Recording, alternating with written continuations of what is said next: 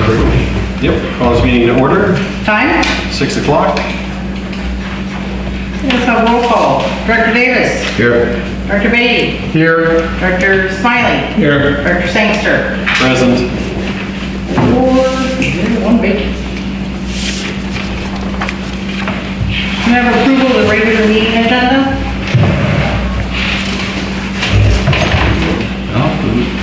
I make a motion to approve. Second. All in favor? Yes. Yes. Aye. Anyone opposed? Hearing none. Director Davis, you're going to lead us in the Pledge of Allegiance.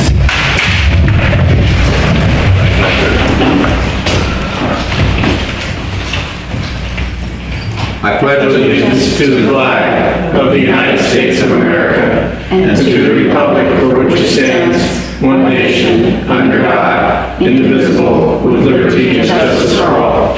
Thank you.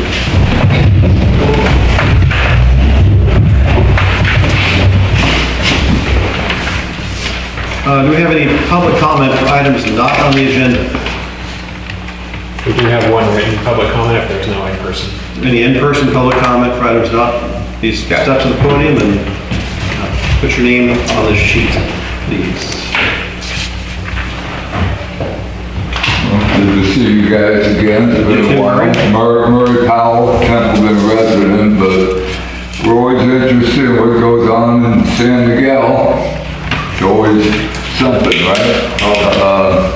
Anyway, I thought I'd just jump up here and I asked Kelly. He said he probably wouldn't report on it. So this morning, this 181 housing unit project got approved by the Planning Commission 5-0.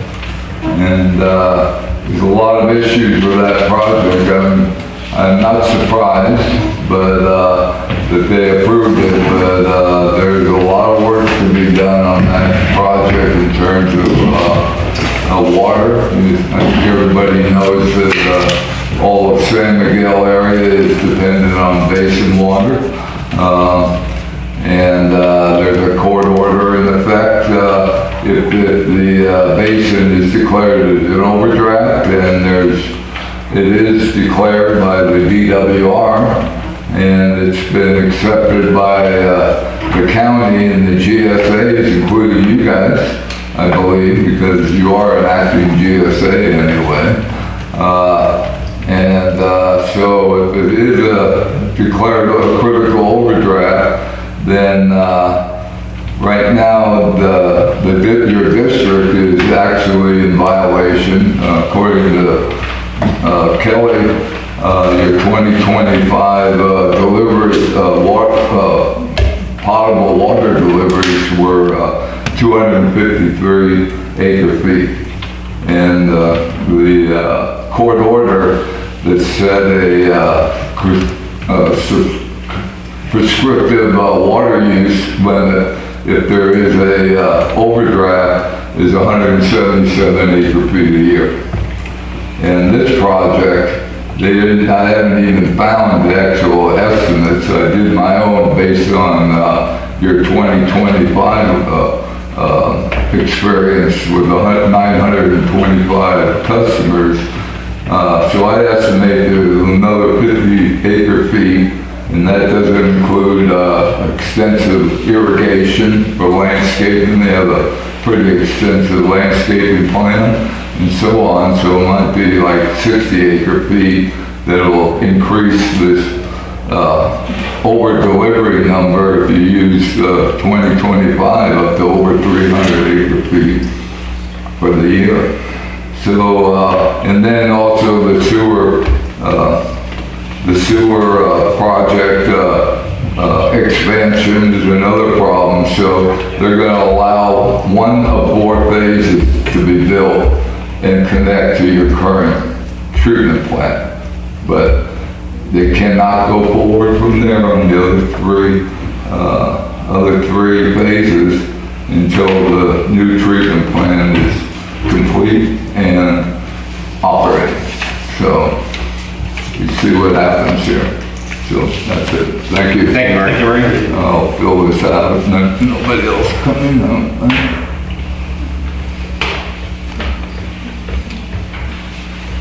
Any other in-person public comment? For items not on the agenda? Nope. Please go ahead with the written. Hello, I would like to comment right aloud. Owen Davis is the biggest harassment in the history of the CSD. At the January board meeting, he tried to cancel grant funding for the fire department shortly after he started or shared an offensive and sexist video of board candidate Brandon Gregory. On top of all that, he wasted tens of thousands of dollars in legal and staff time on his pet projects, demanding that staff stop fixing our infrastructure and go do whatever Owen wanted. How many of Owen's pet projects were on that 50-item agenda list? Lots. How many items has Owen tabled? Lots. It is no wonder that there was a spill at the sewer pond. How can staff do anything when Owen spent all of 2025 threatening to fire everyone if they didn't do whatever thing he wanted immediately? What if Owen got his way and fired everyone on July 3rd? There would be no one to stop the spill. There would probably still be trying to table hiring someone. It's Owen's fault that things are broken in this town. It's Owen's fault that the sewer plant has problems. Owen is an embarrassment to San Miguel. Thank you, Rod and Brendan, for standing up against Owen. It is time for Owen to resign. Jay Brown, San Miguel resident. Attached is a photo of the minutes from January, so Owen can't lie about what he did, and there is a clip of the January minutes. Super. That is all the public comment that I had for this item. Okay, excuse me. There should be one more on there. For this item, the one you asked about earlier is for 6.1. Do you have something that I don't have? No, because I read it myself. No, the one you emailed about earlier is for 6.1, which is the next item. This afternoon. Yes. Okay. All right. Okay, move on. This is the special presentations, public hearings. This is a continuation of the January 22nd, 2026 board meeting. Board conduct interviews of applicants for the vacant board of director seat and potentially appoint an individual to fill the vacancy.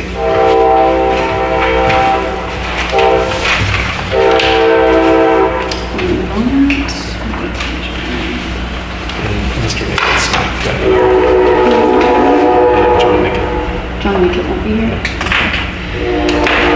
So at the last board meeting, due to the vacancy of Director Green after his unfortunate passing, we had 4 candidates who submitted for a board position and were interviewed by the board.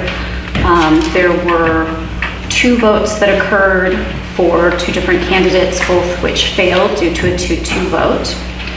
There was discussion of submitting the vacancy to the county to ask for them to appoint, and that vote also died as well. It was then directed by Directors Davis and Sangster to bring it back for this meeting, and requested that each board member come with up to 3 new questions each to ask the candidates in the hopes that this further process would result in more information and a better informed board in order to fill the vacancy. In the meantime, I did have a discussion with County Council regarding their vacancy appointment process when it comes to local agencies, and County Council did inform me that the county would not be taking up this vacancy regardless of whether appointments made. So if the seat remains open, it will do so until this board appoints someone, or until someone new is elected at the general election in November. I was just informed that Mr. Nickett will not be here tonight, so we will only have the 3 candidates for the additional interviews. Okay.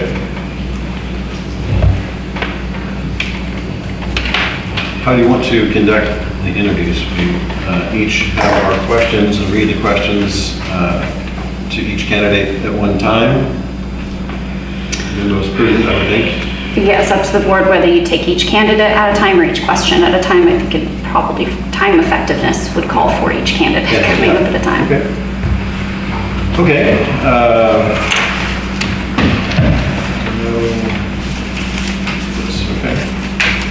Okay. Okay, I'm fine with any order, alphabetical, if you like, or, We can go in order of these submittals in the packet. Okay. If that works. And our first submittal was from Berkeley Baker. okay. I put them in alphabetical order. Oh, well, there you go.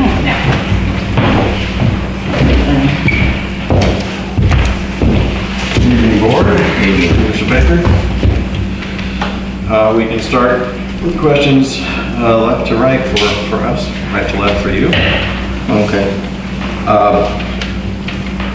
For the accusations that were made at the last meeting, accusing you of being in violation of what, the FPCC or something, can you clarify that it was? Oh, it's primarily a misunderstanding on the filing of the leaving office. Yeah, So I was getting letters that I left off, did not file. I did file. I showed them the date, the code, the receipt, and then I got another one, and I submitted it again, and then it turned out that it was regarding the PBCC. And I questioned that because the PBCC had already been resolved. I thought it was regarding the reappointment of me serving on the PBCC, which I never did anything on. So I contacted the county, they didn't know what, couldn't give me any information. I tried calling the FPCC, so I finally called the guy that runs Net Files. And then he got it. Anyway, I think it's all straightened out. Do you know? What? Is that thing, I don't know. okay. So that was the big deal. It was, it was just a misunderstanding. So, Okay. yeah. Any others, or is that the only one you had? that's pretty, well, I would like for you to explain to the people all the numerous boards, school boards and everything that you served on. Well, I always served on pastoral Yeah, right. high school. Yeah, right. Long time in the past, the 90s. Yeah. So that's, But, I just want to point out that when you was serving on this board, you were very, very efficient with all the numbers and everything, as far as the finances and so on. And people need to understand that, I appreciate that. you know. I will say one thing about this, I guess this Jay Brown. People that don't have the courage to show up and, make all these accusations against people, to me, it's just absolute cowardice. So, if you want to confront, want to make accusations or call people out, show up in person and do it. I mean, that's all I have to say in this deal, just reading these I don't even know if this guy lives in San Miguel or not. I haven't seen him on the registration list, so. Okay. Anything else? Okay. Director Davis did a couple of questions I was going to ask to clarify the FEPC issues that were brought up in public comment, but it's already been addressed. I know you've been on a number of boards. Have you been done any other public service other than this particular board? Well, I would say public service. I spent a lot of time coaching youth sports. And I was president of the pastoral softball league for like 3 years and involved in coaching for over 20 years. And that was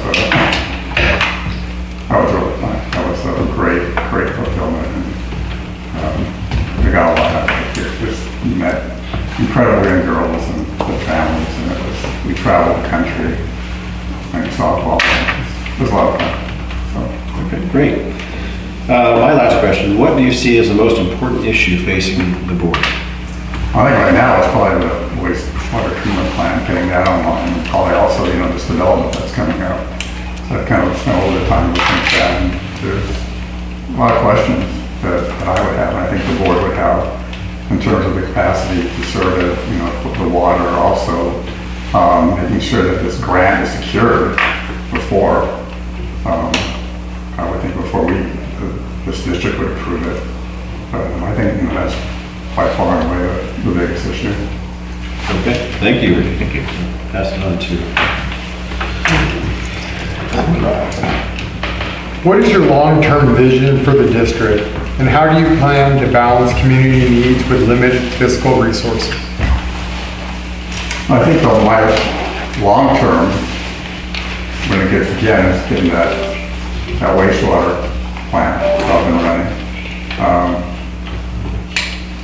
I think, I'd like to see this, I'd like to see more water use in this town. I'd like to see this town greened up a little bit, personally. I mean, you drive down, the Main Street and, it's pretty stark. As you go in other communities and you've got beautiful trees and some grass and, and I know water is an issue. I don't believe it's as big an issue as it's claimed. I think the biggest problem is the fact that the state of California hasn't built the reservoirs and dams that the people voted for, 12 years ago. Nothing's been done. There's generally plenty of water in the Sierras to cover it, even if you have the storage for drought. So, I think that's just public policy in the state of California has caused so many of the issues that we face, and they're endless, but I think water is one of them. But, I could see the opportunity for the community, to grow. I'd like to see, again, I'd like to see the town greened up. I really would. Okay, and then, so with that question, seeing the town green up, what would you say would be the way, in your eyes, how you be able to balance, how you feel the community needs, the balance of community needs with our limited resources as far as financial and what we have available to us?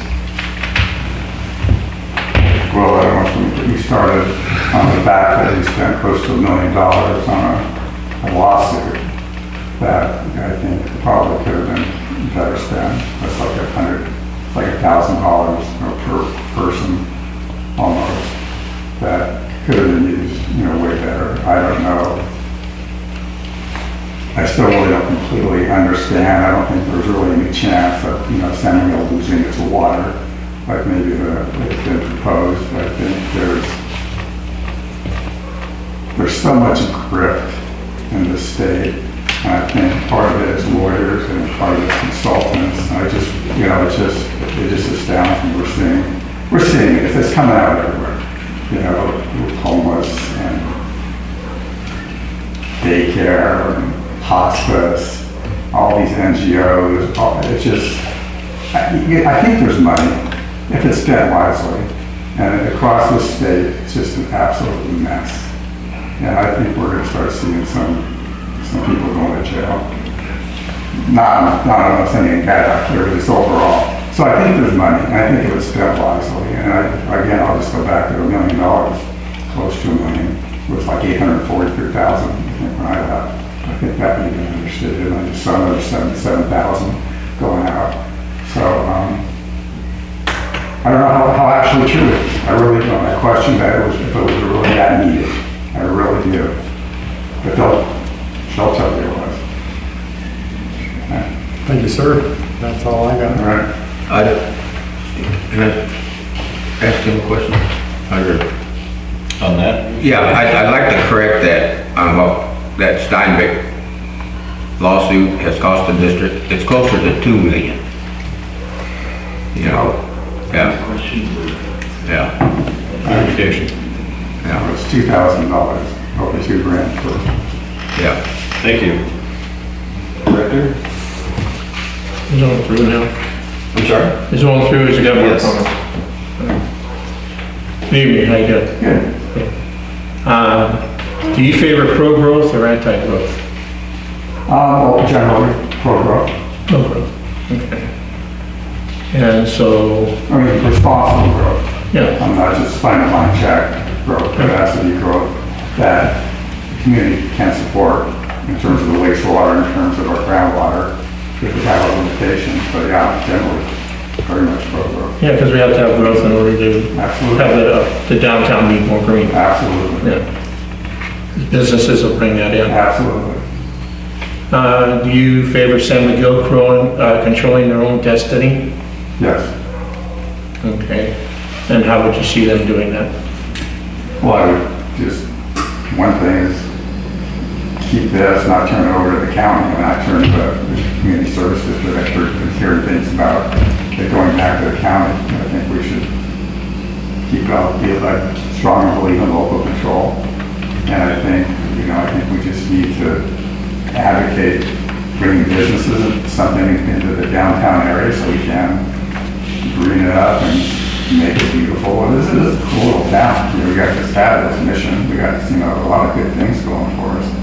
But, just sometimes you drive around and it's kind of like light a little bit. I mean, it's like, we don't live in Tucson, Arizona, where we have to have everything gravel or some, the homes and stuff. But yeah, I think there's water. I think if it's managed, it's not, there's water. It's just a matter of, the state managing it correctly, and that just comes down to who we vote for. But I'm going to hope that the political climate someday will change. But yeah. Okay, Yeah. thank you. Last question. Do you believe that the community of San Miguel should be in control of the future? Or do you believe that the county of San Luis Obispo should be in control of our community services district and the San Miguel Fire Department? I believe that we should be in control of our own destiny.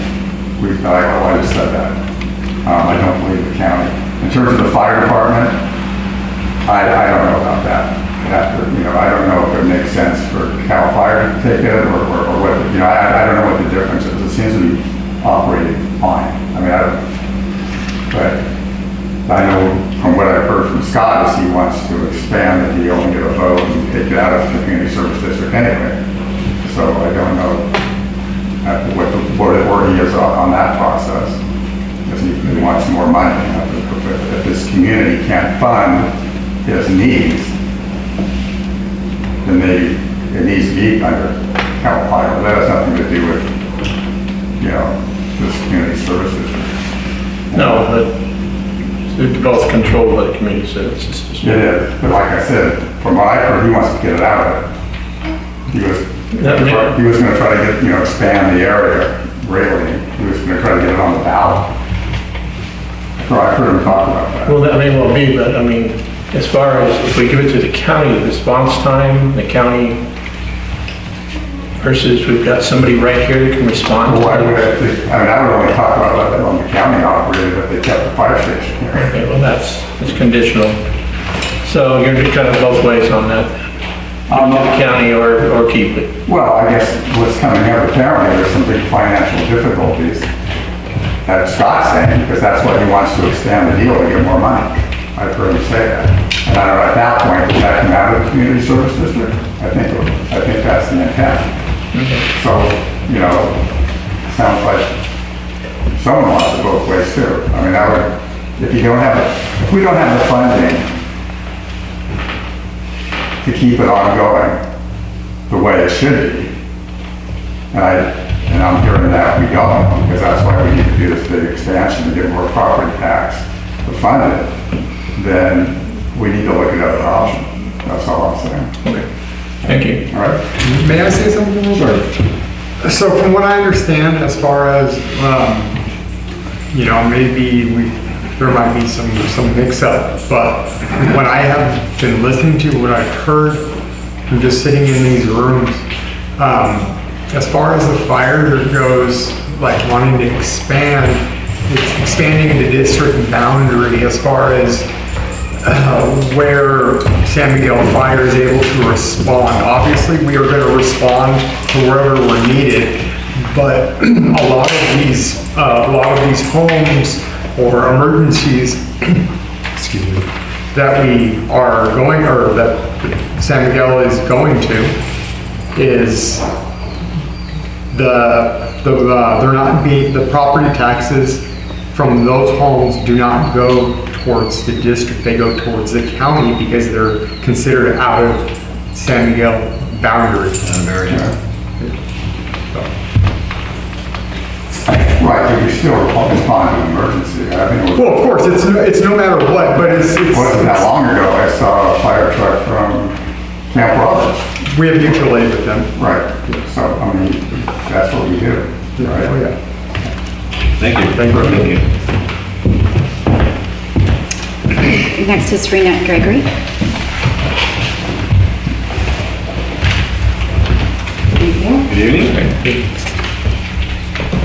Start, Director? Yes, I just have a couple of questions. Number one, we were talking about the Steinbeck lawsuit and so on, and the money spent. Were you a plaintiff in that lawsuit? I'm going to stop you from asking her questions about the adversity between her relationship as a plaintiff and the district as a defendant, because you can't consider that or ask that in a public forum in this process. Okay. All right. I already know the answer, so. Okay.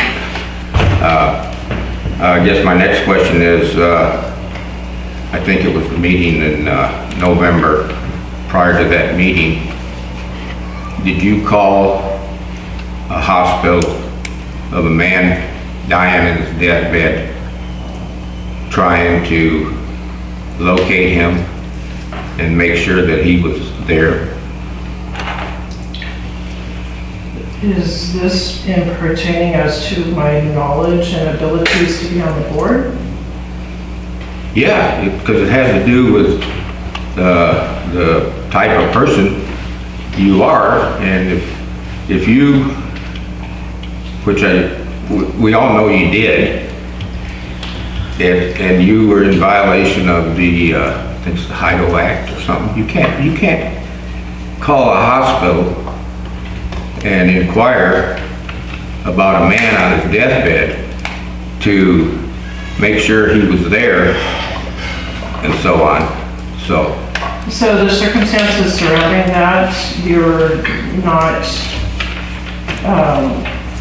from what I was told by counsel, is that whenever there is a director that is not present within, in the room, and they want to be actively involved in the meeting procedures, that they have to give notice as to where their whereabouts are.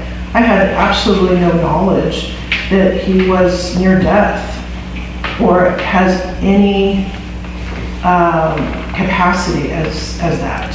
No knowledge at all. And I was just following up because that is procedure. That is all. I didn't wish him any ill will at all.